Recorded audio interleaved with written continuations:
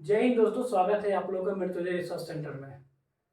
आशा है कि आप लोग अच्छे होंगे। तो जैसा कि देख रहे हैं कि आज का जो टॉपिक है वो स्क्वायर है। तो चलिए बिना टाइम को बर्बाद किए अपना टॉपिक पर आते हैं। तो सबसे पहले यह है दोस्तों कि अगर हम कोई किसी का स्क्वायर करते हैं, वर्ग करते हैं, तो वो कितने अंक में प्राप्त होते हैं। जैसे कि एग्जाम्पल में समझते हैं। जैसे कि 5 का अगर स्क्वायर किए, 5 का स्क्वायर किए तो 25 हो गया। 11 का स्क्वायर किए तो 121 हो गया। ठीक है, बात को समझ रहे हैं। जिस जैसे कि इसमें कितना अंक है, एक अंक है। एक अंक का स्क्वायर किए तो 2 अंक प्राप्त हुआ। 2 अंक का स्क्वायर स्क्वायर किए तो 3 अंक का। खैर कभी कभी 4 अंक भी आ सकता है यहाँ पर।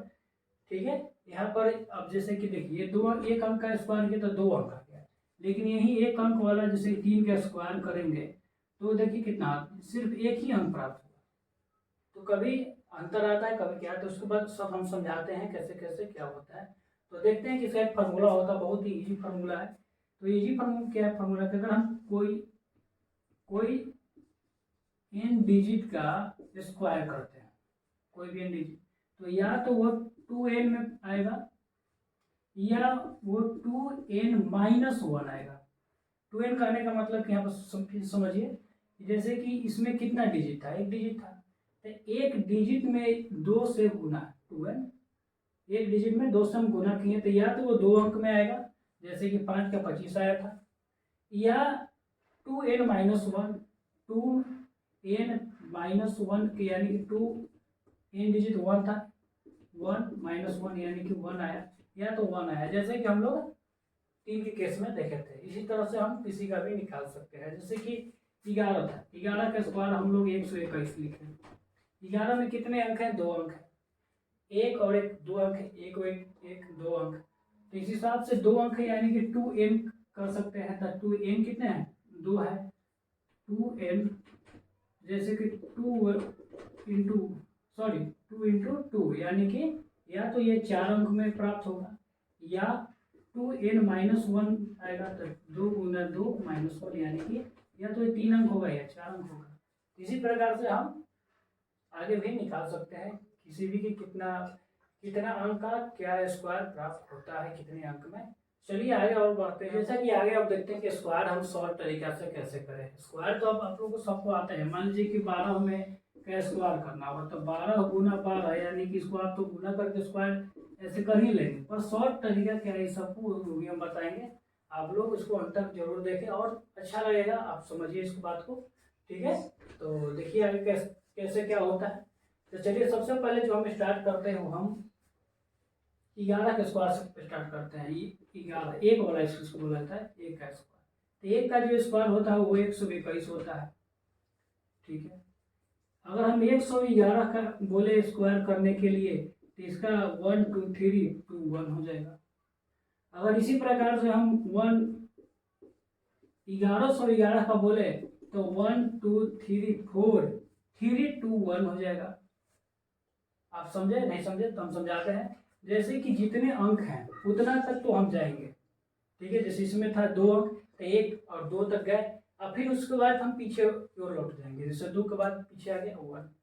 जैसे इसमें कितने अंक थे, इसमें 3 अंक थे, 1 2 3। तो 1 2 3 तक तो गए हैं, लेकिन फिर से उसको बैक में आ जाएंगे। 3 2 1 बैक में गए। 1 2 3 4, इसमें 4 अंक है तो 1 2 3 4 पर तो हम जाएंगे, उसके बाद फिर से बैक में आ जाएंगे। 4 के नीचे 3 2 1। उसी हिसाब से हम जैसे कि अगर हम मान लीजिए 7 को 1 है, 1 2 3 4 5 6 7, 7 का अगर हम स्क्वायर करते हैं, 7 को 1 का स्क्वायर करते हैं, बहुत ईजी है। 1 2 3 4 5 6 7, 7 तक तो गए और फिर बैक में हो जाएंगे। जैसे कि 6 5 4 3 2 1, इसका राइट आंसर ये हो गया। किसी का भी इस तरह से हम निकाल सकते हैं। इसी में हम और आगे भी समझ सकते हैं इस प्रकार से। जैसे कि हम आगे देखते हैं, तो जैसा कि देख रहे हैं तो हम 22 का निकाल के दिखाएंगे। तो 22 यहाँ स्क्वायर है, जिसको 2 गुना हम 11 का स्क्वायर कर सकते हैं। अभी थोड़ा लॉन्ग बना रहे हैं आपको समझाने के लिए, आप लोग इसे शॉर्ट में भी बना सकते हैं, बहुत ही इजी से बन जाता है, वो भी बताइए। ठीक है, 2 का स्क्वायर 2 2 इंटू 11 स्क्वायर कर दिए। अब इस तरह से हम इसको इस फॉर्म में डिवाइड कर सकते हैं, है कि नहीं।